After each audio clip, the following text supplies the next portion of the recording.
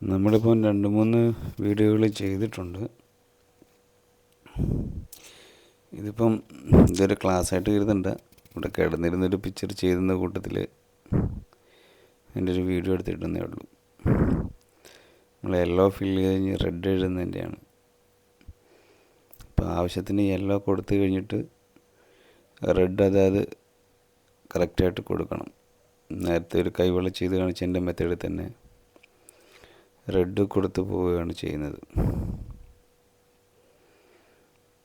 എല്ലാം നമ്മൾ 2-3 തവണ കൊടുത്തതിന് ശേഷം നമുക്ക് ആവശ്യമായ ഒരു ഡെപ്ത് കളറിൽ കിട്ടിയതിന് ശേഷമാണ് റെഡ് ചെയ്യുന്നത്. ശേഷം അതേ ഡിസൈനിൽ തന്നെ റെഡ് ചെയ്യണം. ഇതിപ്പം തീരെ ചെറിയ ഡിസൈൻസാണ് ഈ വരുന്നത്, ഈ പിക്ചറിൽ വരുന്നത്.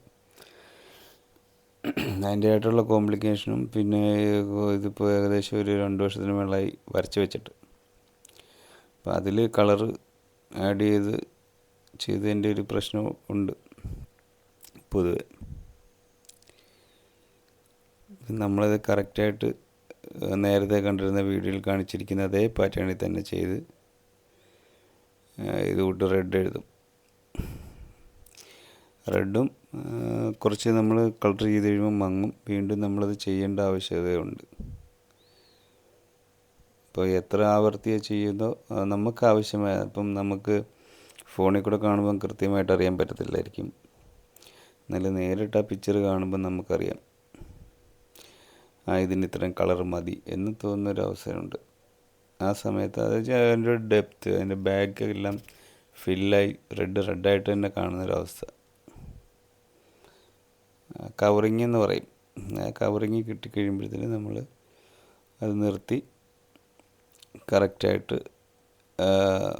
കളർ ആഡ് ചെയ്തതിന് ശേഷം പിന്നീട് നമ്മൾ ബാക്കിയുള്ള പാർട്സിലേക്ക് ആദ്യം ചെയ്യുന്നത്, ഞാനിപ്പോൾ ചെയ്യുന്നത് ആഭരണങ്ങൾ മാത്രം ചെയ്ത് മാറി നെക്സ്റ്റ് സ്റ്റേജ് ഡ്രസ്സ് ചെയ്ത് മാറി അങ്ങനെ പാർട്ടായിട്ട് ചെയ്ത് മാറുന്നു.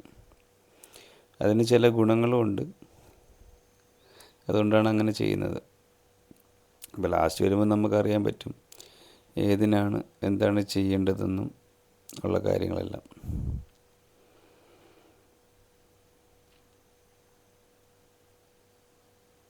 ഇതിന് ശേഷം ഫൈനൽ ചെയ്ത് എല്ലാ കളറിങ്ങും കഴിഞ്ഞതിന് ശേഷമാണ് നമ്മൾ ബ്ലാക്ക് എഴുതുന്നത്, കറുപ്പ് എഴുതുന്നത്. അപ്പം ഈ വീഡിയോ കണ്ടിട്ട് എല്ലാവരും അഭിപ്രായം പറയുക. ഇത് വലുതായിട്ടൊന്നുമില്ല, ചെറിയൊരു വീഡിയോ ആണ്. അപ്പം പഠിക്കാൻ ആഗ്രഹമുള്ളവർ അതിന് ശ്രമിക്കുക. അപ്പോൾ ഓക്കെ, ചെറിയൊരു വീഡിയോയിലൂടെ നിർത്തുന്നു. നന്ദി, നമസ്കാരം.